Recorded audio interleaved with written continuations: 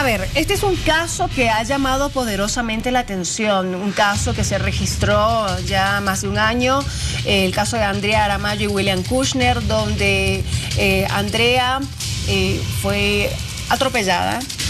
Se decía que había sido víctima de feminicidio. En un momento se manifestó que sí era víctima de feminicidio, después se descartó esto mediante las diferentes pericias y mediante las diferentes investigaciones que se fueron dando. Son varios los signos de interrogación que existen en este caso, que han trascendido a nivel internacional, y es justamente por este tema que estamos con Claudia Acuña, periodista de Argentina, Verónica Heredia, abogada también argentina del Observatorio de Feminicidio de América Latina, para hablar sobre el tema de feminicidio. Ellas llegan al país por el tema específico del caso de William Kushner. Les doy la cordial bienvenida. Vamos a partir por esto. Una corrección, el juicio es por femicidio, no se corrigió ni se descartó, por eso estamos acá. Bien. El juicio por el caso de Andrea Aramayo es por femicidio, y eso ha sido la elección o el encuadre que le ha dado el tribunal, a pesar de que la fiscal no lo había pedido. Y eso es uno de los motivos que nos hizo estar hoy aquí, porque es muy importante entender que un tribunal evalúa que es necesario llevar esa figura adelante. Ahora, ¿cómo llega esta información hasta sus manos?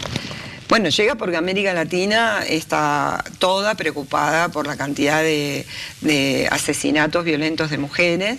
La sociedad civil está preocupada y está demandando a las instituciones respuestas concretas, no solo caso por caso, sino para el nunca más. Tenemos que construir en nunca más violencia hacia las mujeres.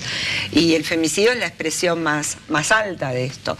Nos parece que un caso como el de Andrea Aramayo es emblemático porque demuestra que es un tema que necesita toda nuestra atención, porque no es el caso que refleja el mito de que es solo una cuestión de ignorantes y pobres, porque acá lo que se refleja es claramente que hay un sector del poder que también ejerce violencia contra las mujeres. También es un caso interesante porque hay una relación laboral, hay un patrón y una empleada, por cierto, no de las más encumbradas, sino de las más últimas del escalón, y entonces ya se estableció claramente una relación de poder, quién manda y quién obedece. Entonces también hay una cuestión interesante para indagar cómo se llega al momento en donde directamente se termina con la vida de una mujer y se desprecia la posibilidad de asistirla, ¿no? Entonces estamos viendo como en un momento donde se termina la humanidad, digamos, y empieza ahí la valoración de la justicia.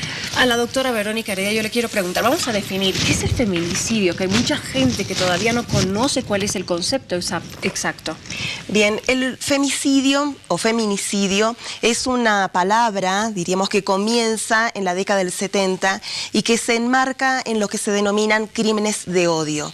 Luego de la Segunda Guerra Mundial, la humanidad se dio cuenta que había crímenes de lo más espantosos, de lo más horrorosos, basados nada más que en odio, ya sea por el sexo, por la religión, por la etnia.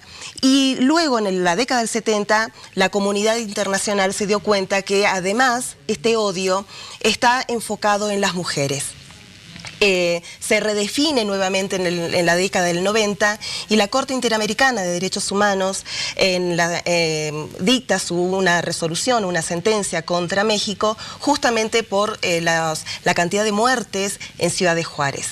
Esto que sucede, que se empieza a visibilizar en México, se está reproduciendo en todas partes del mundo, y nuestra preocupación, y por eso la creación, el nacimiento del observatorio, es de la cantidad de feminicidios, esto es, crímenes por el odio de la mujer, contra la mujer, en manos de varones. ¿Cómo recolectan la información? Porque sabemos que no se tiene una información exacta, ¿no es cierto?, de cuál es el país que tiene mayor índice de feminicidio.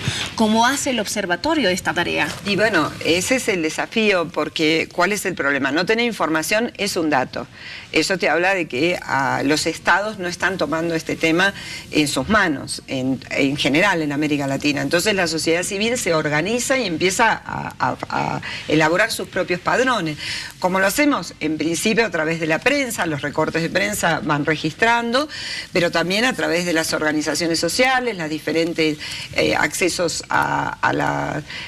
en los países donde hay fiscalías especializadas, tratamos de también obtener ahí información, pero es todo parcial. En este momento estamos a ciegas sobre un tema muy importante y entonces es muy difícil que haya políticas de prevención, porque si uno no sabe dónde están los focos, cuáles son los picos, no se sabe tampoco cómo lograr que eso se termine. Nosotros en esa construcción es la que estamos. Lo que a mí me parece interesante en Bolivia también estamos viéndolo, en Argentina fue hace 2 años que empezó espontáneamente y a partir del crimen de una muchacha muy joven y que estaba embarazada, que salimos a las calles gritando ni una menos, y a partir de ahí se encendió una mecha alrededor de América Latina. Hace menos de una semana fue en Perú, y esto significa que estamos organizadas y demandando específicamente algo que es que pare la impunidad. Entonces cada juicio es un caso, una oportunidad. Como decimos, el juicio a Andrea Aramayo es un desafío, pero también es una oportunidad. Ahí la justicia puede decirle a la sociedad y crear, sé que hace poco han dado a conocer un protocolo aquí que es muy interesante, pero después esas palabras institucionales hay que darle sentido y hay que tiene que hacer carne, y donde se hace carne es con los fallos. Entonces es interesante este juicio porque es una posibilidad que tiene la sociedad boliviana de construir en nunca más violencia hacia las mujeres. Justamente, doctora, sobre este tema, ¿cómo a través de las investigaciones que ustedes van desarrollando, cómo evalúan ustedes el rol de la justicia en América Latina? Bueno, justamente es la mayor preocupación, porque al ser un concepto nuevo, también es un concepto nuevo para los operadores judiciales, el concepto del feminicidio. Y entonces es enfocar la mirada del Código Penal, de los hechos, de las investigaciones, de las pruebas, cómo valorar toda esta información que siempre tiene una mirada desde algún lugar de formación, de educación, ver justamente cómo se valora estas pruebas y cómo aplicar todas las convenciones internacionales de protección a las mujeres, de las niñas, porque justamente una de las cuestiones de este caso que también es emblemático y que también nos resulta muy interesante para tener en cuenta es la participación de la hija de Andrea Aramayo como querellante en esta causa penal, que visibiliza también no solamente una niña que es también víctima de este proceso, pero que la va a fortalecer porque ella está exigiendo una respuesta, que alguien le explique qué, cómo, cuándo y por qué pasó lo que le pasó a su madre. Y el lugar correcto es la justicia. Entonces también es importante entender que el femicidio se ejerce sobre el cuerpo de una mujer, pero impacta en todas, porque disciplina e impacta más en los familiares directos. Entonces, ¿cómo va a crecer esas niñas que han visto a sus madres morir y pasar por juicios donde también ahí hay una responsabilidad de los medios?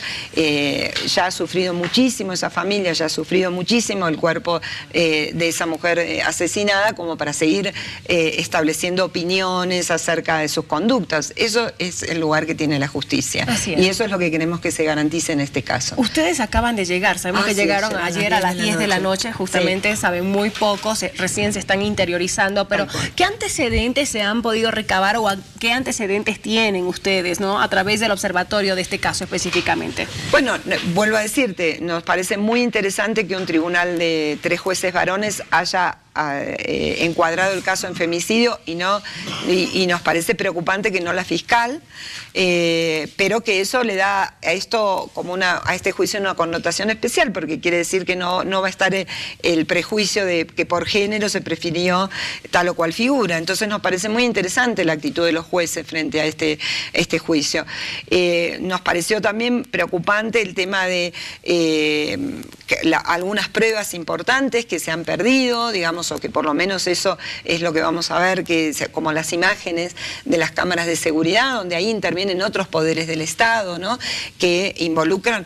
Este caso, en todo caso, revela o deja en claro que hay algunas cosas que se pierden más fáciles que otras, entonces como pruebas, y eso nosotros tendríamos que preocuparnos que en todos los casos judiciales las pruebas son fundamentales porque atentan contra derechos de víctimas y de victimarios, o sea que hay que tener una preocupación, o sea, sería mucho menos polémico en los casos si nosotros pudiéramos tener un protocolo de preservación de las pruebas desde el primer momento que se produce eso.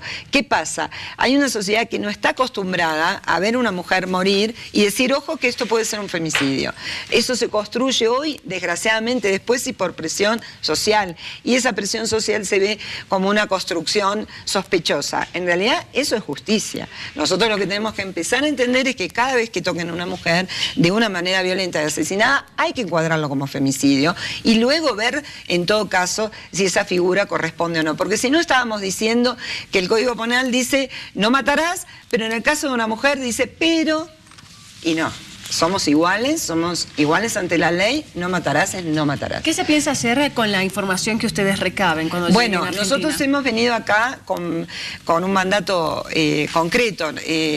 Tenemos un comité de mujeres que va a esperar este informe, que es desde Nora Cortiñas, Madres de Plaza de Mayo, Mirta Viravalle, que es fundadora de Abuelas de Plaza de Mayo y Madres de Plaza de Mayo, la presidenta del Comité de Derechos Humanos de la Cámara de Diputados, Victoria Donda, la diputada, Marina Citrin, que es una abogada del Comité Nacional de Abogados Sociales de Estados Unidos, Silvia Federici, que es una intelectual ítalo-norteamericana, Susana Draper, que es de Inglaterra. Ellas van a recibir ese informe, de ahí se hará, digamos, vamos compilando información de casos paradigmáticos de todos los países y trataremos de armar ahí qué tienen en común, cuáles son las dificultades. Las leyes las tenemos, los protocolos los tenemos. ¿Qué nos hace falta para decir nunca más una mujer muerta por violencia machista? Muy bien, muchísimas gracias por estar con nosotros. Bienvenidas una vez más a Bolivia. Espero que las traten muy bien. Y nosotros vamos a estar atentos a las conclusiones que se llegan justamente por este caso, que tiene muchos signos de interrogación todavía y de los cuales los medios continúan haciendo seguimiento. Quiero agradecer a Claudia Acuña, periodista, y Verónica Heredia, abogada del Observatorio de Feminicidio de América Latina. Como medio estaremos siempre trabajando para que se acabe el feminicidio y el maltrato hacia las mujeres.